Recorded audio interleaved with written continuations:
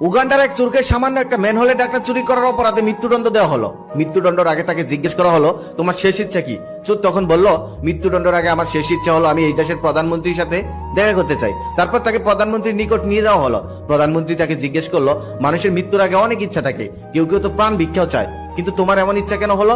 তখন চোর বলে, আমার কাছে একটি বীজ আছে, আর সেই বীজ থেকে একটি চারা গাছ হবে, আর সেই চারা গাছটি একটা মানুষের মনের সকল ইচ্ছা পূরণ করে দিতে পারে। আমার মনে হলো এই চারা গাছটির একমাত্র যোগ্য ব্যক্তি আপনি। তখন প্রধানমন্ত্রী বলল, এই বীজ থেকে চারা গাছ হতে কয়দিন টাইম লাগবে? চোর তখন বলল 7 দিন। তখন প্রধানমন্ত্রী বলল, আচ্ছা তোমাকে 7 দিন সময় দেওয়া হলো।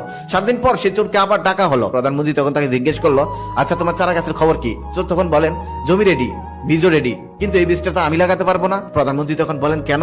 তখন চোর বলেন, এই চারা গাছটি এমন একজন লোকে লাগাতে হবে যে জীবনে একটা টাকাও চুরি করেনি। তখন প্রধানমন্ত্রী অর্থমন্ত্রীকে বলল, অর্থমন্ত্রী চারাটা তুমি লাগাও। তখন অর্থমন্ত্রী থুতুমুতু হয়ে বলে, আমি সারা দেশের অর্থ নিয়ে টানাটানি করি, 1 টাকা এদিক থেকে ওদিক হতেও পারে, মন্ত্রী সাহেব দায়িত্বটা না হয় অন্য কাউকে দিন। তখন প্রধানমন্ত্রী দায়িত্বটা দিল পরিবহন মন্ত্রীর কাছে। পরিবহন মন্ত্রী তো থুতুমুতু হয়ে বলল, আমি সারা দেশের গাড়ি এদিক থেকে এদিক নিয়ে থাকি, 1 টাকা এদিক থেকে ওদিক হতেও পারে, মন্ত্রী সাহেব দায়িত্বটা না হয় অন্য কাউকে দিন। এভাবেই সবাইকে দায়িত্ব দিল প্রধানমন্ত্রী, কিন্তু কেউ নিল না, সবাই অজুহাত দেখিয়ে কেটে পড়লো। তখন সবাই মিলে বলল, মন্ত্রী সাহেব যেহেতু চারাটা আপনার, আপনিই কারণ। তখন মন্ত্রী সাহেব থুতুমুতু হয়ে বলল, তোমরা ছোট ছোট দায়িত্ব নিয়েও এমন করলে, আর আমি তো সারা দেশের দায়িত্ব নিয়েছি, আমারও তো এদিক থেকে এদিকে 1 টাকা হতে পারে, আমি তো আর পারবো না। তখন চোর বলে, দেখা যাচ্ছে আপনারা সবাই চোর, তাহলে সামান্য একটি ম্যানহোলে ডাকনার জন্য আমাকে মৃত্যুদণ্ড দিলেন কেন? তখন প্রধানমন্ত্রী লজ্জা পেয়ে বললো, আচ্ছা দাও, তোমাকে মুক্ত করে দিলাম। আর ওপাশ থেকে একজন বলতেছে, মন্ত্রী সাহেব ওকে মুক্তি দিলে তো আমাদের সব গোপন কথাও সবাইকে বলে দিবে, ওকে মুক্তি দেওয়া যাবে না, তার থেকে বরং ওকেও আমাদের দলের সদস্য করে নিন,